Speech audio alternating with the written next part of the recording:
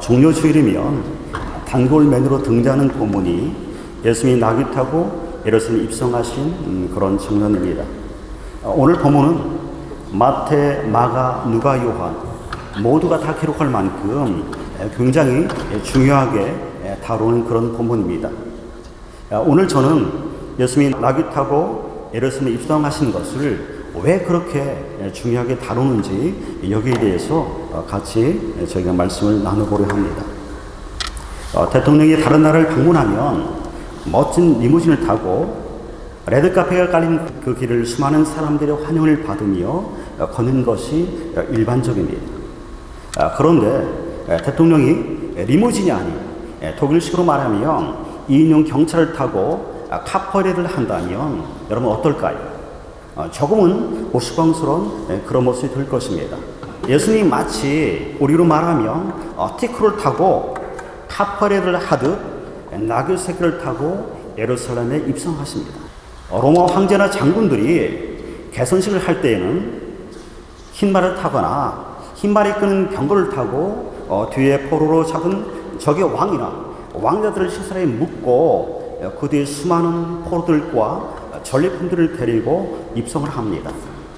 이게 일반적인 개선할 때의 모습입니다. 그런데 예수님은 나귀, 그것도 나귀 새끼를 타고 예루살렘에 입성하셨습니다. 오늘 저와 여러분이 이스라엘 백성이라 여러분은 어떤 왕을 좋아하시겠습니까? 스가랴 선지자의 말처럼 나귀 새끼를 타고 오시는 왕을 원하시겠습니까? 아니면 말과 병거를 타고 위풍당당하게 오시는 그런 왕을 여러분 원하시겠습니까? 예수님 당시는 로마 제국이 유대 땅을 지배하고 있는 그런 시대였습니다. 이런 때 만왕의 왕이신 예수님이 말과 병거로 오시는 것이 아니라 일반 사람이나 짐을 싣고 다니는 나귀, 그것도 새끼 나귀를 타고 예루살렘에 입성한다는 것은 상상하기 어려운 그런 일입니다. 그런데 왜 만왕의 왕이신 예수님은 전혀 어울리지 않는 나귀 새끼를 타고 예루살렘에 입성하신 것일까요? 그 이유가 여러분 무엇일까요? 성경은 그 이유를 두 가지로 말씀하고 있습니다. 첫째는 선지자로 하신 여호와의 말씀을 성취하기 위해서라고 말씀하고, 두 번째는 겸손하여 새끼 나귀를 탔다라고 그렇게 말씀하고 있습니다. 예수님이 나귀 새끼를 타신 것은 즉흥적으로 이루어진 것이 아니라는 것입니다. 스가랴 선지자를 통해서 말씀하신 그 말씀을 성취하기 위해서 예수님이 지금 나귀 새끼를 타고 예루살렘에 입성하셨다고 그렇게 말씀합니다. 우리 다 같이 스가랴서 9장 9절 같이 한번 읽어보겠습니다. 시온을 따라 크게 기뻐할지어다. 예루살렘에 따라 즐거이 부를지어다. 보라, 내 왕이 내게 임하시나니 그는 공의이시며 구원을 베푸시며 겸손하여 나귀를 타시나니 나귀의 작은 것 곧 나귀 새끼이다. 여러분 여기 보시면 즐거워하고 기뻐하라고 말씀합니다. 왜 즐거워하고 지금 기뻐하라고 말씀하시죠? 왕이 오시기 때문이라는 것입니다. 그런데 그 왕은 여러분 어떤 왕이십니까? 구원을 베푸실 왕이라는 것입니다. 이 말은 세상이 원하는 정치적인 왕이 아니라는 것입니다. 군림하는 왕으로 오시지 않는다는 그런 말입니다.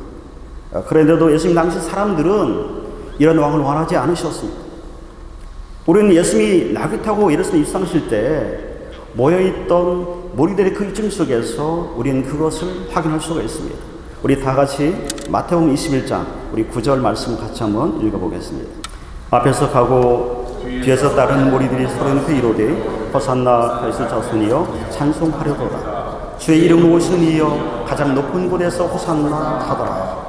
여러분 여기에 호산나와 다윗의 자손이라는 그 말에 여러분 주목해 보시기 바랍니다.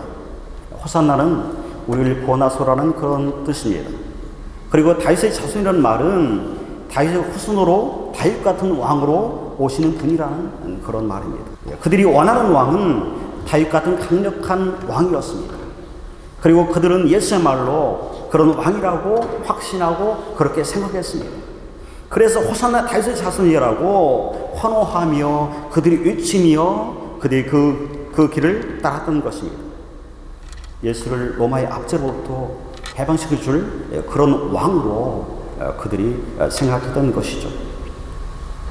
사람들이 착각하는 게 있습니다. 힘으로 세상을 바꿀 수 있다고 생각한다는 것입니다. 힘으로 평화를 가져올 수 있다라고 사람들은 생각합니다. 그러나 여러분, 힘으로 세상이 바뀌지 않습니다. 오랜 인류 역사가 우리에게 그것을 증명해주고 있습니다. 예수님은 힘으로 세상을 바꾸러 오신 분이 아니십니다. 힘을 세상으로 바꾸려 하셨다면 나귀가 아닌 백마를 타고 군사를 이끌고 강력한 모습으로 예루살렘에 입성했을 것입니다. 그러나 예수님은 백마를 타고 예루살렘에 입성하지 않으셨습니다. 예수님은 백마 대신 나귀 새끼를 타셨습니다. 예수님은 힘과 능력으로 세상을 바꾸러 오신 분이 아닙니다. 스가랴 선지자를 통해서 예수님은 그 예언이 그것을 우리에게 보여줍니다. 우리 다 같이 스가랴서 9장 10절 같이 한번 읽어보겠습니다. 내가 에브라임의 병거와 예루살렘의 말을 끊겠고 전쟁은 활도 끊으리니 그가 이방 사람에게 화평을 전할 것이요 그의 통치는 바다에서 바다까지 이르고 요브라데 강에서 땅끝까지 이르리라. 여러분, 이스라엘 백성이 원하는 것은 말과 병거와 활이었습니다. 그러나 예수님이 오신 것은 도리어 병거를 없애고 군말을 없애고 전쟁때 쓰는 활도 꺾으시겠다고 말씀합니다. 그리고 이방 민족들에게 평화를 선포할 것이며 그의 통치가 땅끝까지 이를 것이라고 그렇게 말씀하고 있습니다. 사랑하는 성도 여러분, 여러분 예수님에게 무엇을 원하십니까? 말과 병거와 활입니까? 아니면 영혼의 구원과 주님의 통치입니까? 주님은 우리의 구원자로 왕으로 오신 분입니다.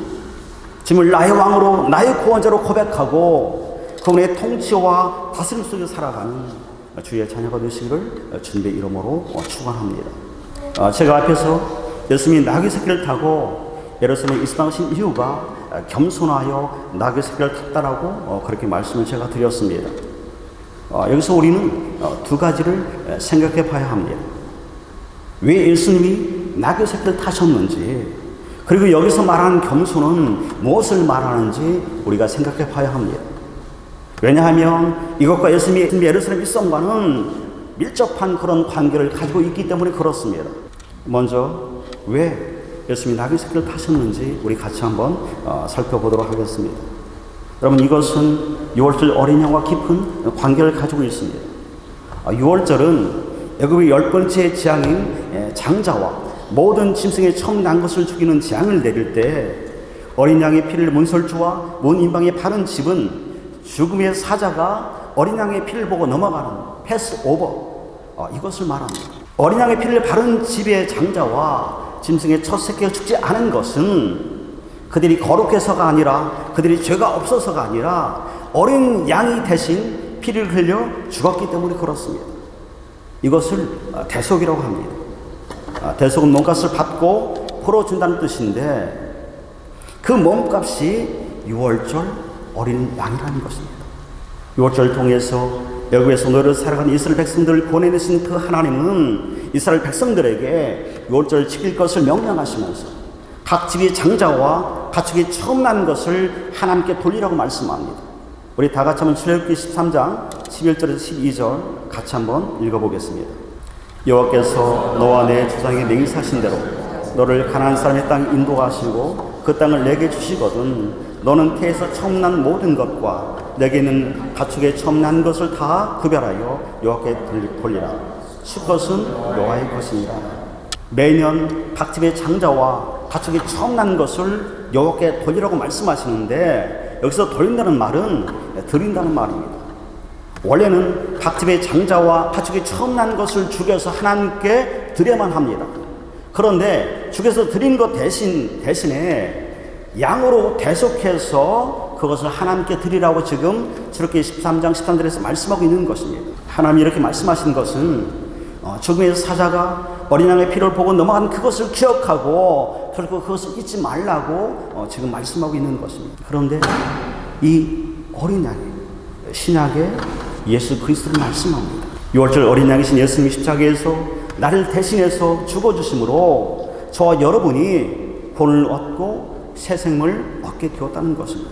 여러분, 그런데 출애굽기 13장 13절에 보시면 부정한 짐승을 대표하는 나귀에 대해서 말씀하시면서 나귀와 우리를 비교하십니다. 우리 한번 다 같이 출애굽기 13장 13절 같이 한번 읽어보겠습니다. 나귀의 첫 새끼는 다 어린 양으로 대속할 것이요 그렇게 하지 아니하려면 그 몫을 꺾을 것이며 내 아들 중 처음 난 모든 자는 대속할지니라. 여러분, 성경에서 나귀는 부정한 동물이고 고집센 그런 동물입니다. 그래서 희생 제물로 드릴 수 없는 가축이 나귀입니다. 그래서 양을 대신 대속해서 드리든지 아니면 그 나귀의 몫을 꺾으라고 지금 하나님이 말씀하시는 것입니다. 여러분, 그런데 여기서 나온 이 나귀가 저와 여러분을 상징하고 있다는 것입니다. 하나님 앞에서 누구보다도 부정하고 하나님 앞에서 누구보다도 고집세고 우둔한 존재, 그런 존재가 저와 여러분이라는 것입니다. 그래서 우리는 마치 나귀가 목이 꺾여 죽어야 하는 것처럼 저와 여러분이 그렇게 죽어야 할 그런 존재임에도 불구하고 우리를 살리기 위해서 마치 나귀를 꺾지 아니하면 어린 양으로 대속하는 것처럼 예수 그리스도께서 저와 여러분을 위해서 대속하여 주셨다는 것입니다. 저 여러분은 나귀처럼 부정한 존재이고 그래서 어린 양으로 대속해야만 사는 그런 존재이기에 어린 양 되신 예수님이 예루살렘에 입성하실 때 백마를 타고 당당히 입성하신 것이 아니라 나귀 새끼를 타고 그렇게 입성하신 것입니다. 예수님이 나귀를 타고 예루살렘에 입성하심으로 사람들에게 자신 대속사역을 감당하기 위해서 지금 예루살렘에 입성하신다는 것을 상징적으로 지금 보여주고 있는 것입니다. 예수님은 자신의 몸을 대속물로 내어주고 나귀 같은 우리를 위해서 예루살렘에 입성하신 것입니다. 여러분, 찬송가 311장 내 너를 위하여라는 그런 찬송가에 이런 가사가 있습니다. 내 너를 위하여 몸부림에 피 흘려 내 주를 속하여 살 길을 주었다. 널 위해 몸을 주건만 너무 주느냐? 널 위해 몸을 주건만 너무 주느냐? 오늘부터 고난주간이 시작되었습니다. 이 고난주간 여러분이 보내실 때에 우리를 위해서 피 흘려 우리를 속해 주신 그 주님의 은혜와 그 사랑을 여러분이 깊이 묵상하시면서 더 주님과 하나로 연합되어진 그런 고난주간의 한 주간을 살아가시기를 주님의 이름으로 여러분 축원합니다. 저는 진짠도로 백작이 세운 헤로노트를 좋아합니다. 그래서 1년에 적어도 몇 차례 헤로노트를 제가 방문해서 그곳에서 기도하고 묵상하는 시간을 제가 갖습니다.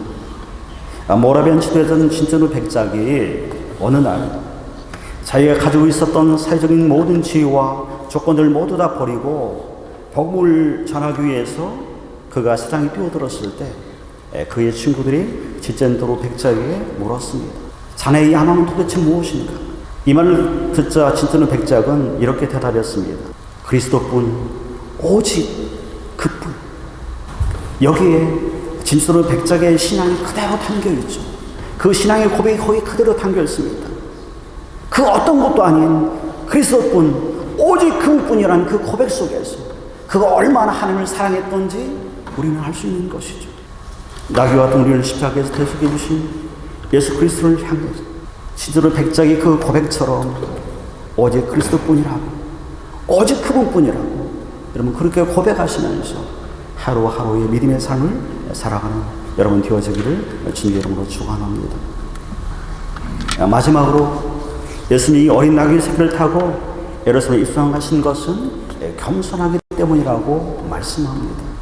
TV 프로그램 가운데 집탐구라는 그런 프로그램이 있는데 거기에 45도 경사진 아주 그런 곳에 3층짜리 집을 짓고 사는 77세 되신 할머니 한 분이 나오셨습니다. 그 집은 멀리 강이 보이고 아주 경관이 수려하고 아름다운 그런 집이었습니다. 그런데 3층 집인데 유독 계단이 굉장히 많았습니다. 그래서 담당 PD가 집 주인에게 이렇게 물었습니다.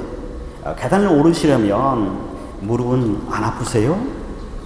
이렇게 담당 PD가 묻자 그러다 집주인이 이렇게 대답했습니다. 아직은 괜찮아요. 그래도 너무 교만하면 안 되니까 오늘은 괜찮아요. 이렇게 말을 바꿔서 얘기를 합니다. 저는 이분의 얘기를 들으면서 참 겸손하신 분이다라는 그런 인상을 받았습니다. 여러분, 이런 겸손은 귀하고 또 우리에게 필요합니다. 그런데 오늘 본문이 말하는 겸손도 제가 방금 말씀드렸던 이런 겸손을 여러분 말하는 걸까요? 예수님이 겸손의 나귀살을 탔다는 것은 여러분 어떤 겸손을 말하는 걸까요? 사람들 앞에 정중하고 친절하고 낮은 자세로 임하는 것, 이런 겸손을 지금 말하는 걸까요? 오늘 본문이 말하는 겸손은 방금 제가 말했던 이런 겸손이 아니라 전혀 다른 그런 겸손을 지금 말씀하고 있는 것입니다. 그 겸손은 빌립보서 2장 6절에 8절에 말씀하신 그런 겸손을 말합니다. 우리 다 같이 빌립보서 2장 6절에서 8절 말씀 같이 한번 읽겠습니다. 그는 근본 하나님의 본짓이나 하나님과 동등을 취할 것으로 여기지 아니하시고 오히려 자기를 비워 종의 형체를 가지사 사람을 그 같이 두셨고 사람의 모양으로 나타나사 자기를 낮추시고 죽기까지 복종하셨으니 그 십자가에 죽으십니다. 사도 바울이 빌립보에서 말한 예수님에 대한 겸손은 여러분 어떤 겸손을 지금 말하고 있습니까? 하나님의 아들이시면서 사람의 모양으로 이 땅에 오신 겸손을 얘기하고 있습니다. 그리고 자기를 낮추기까지 복종하셔서 십자가에 죽으신 그 겸손을 지금 말씀하고 있습니다. 예수님 십자가에까지 나가주셨고 십자가에서 자신을 온전히 내어주셨습니다. 예수님의 겸손은 죄인된 우리를 위한 겸손이었습니다. 우리를 살리기 위한 겸손이었고 우리를 하나님의 자녀 삼기 위한 그런 겸손이었습니다.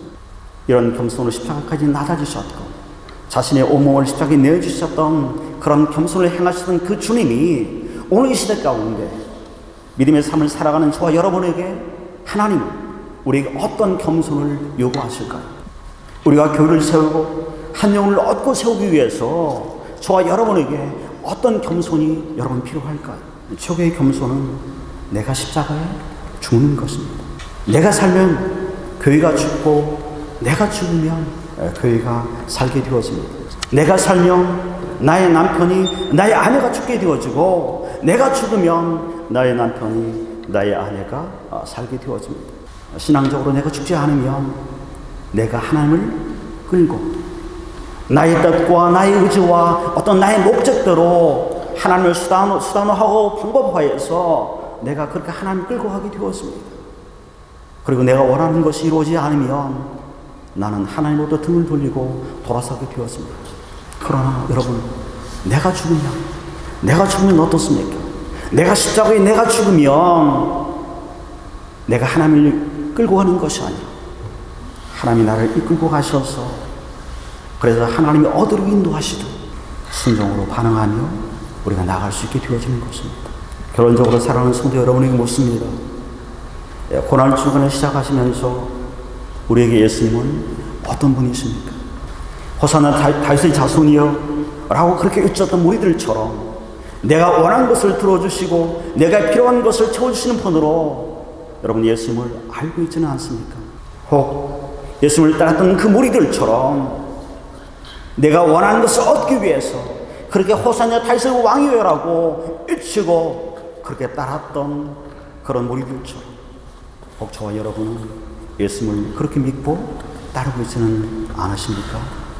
예수님은 나귀 같은 부정하고 거짓된 우리를 살리기 위해서 자신의 몸을 십자가의 대속으로 내어주신 분이십니다. 예수님이 내 몸값을 대신 십자가에서 다 치버려 주셨습니다. 그 예수님 때문에 저와 여러분이 구원을 받은 것입니다. 그러게 예수님이 십자가에 죽기까지 복종하신 것처럼 저와 여러분이 주님께 순종하러 나아감으로 사도 바울이 내 몸에 그리스도의 흔적을 가졌다고 그렇게 고백했던 것처럼 우리 안에 그리스도의 흔적이 가득하시고 주님의 이름으로 축원합니다.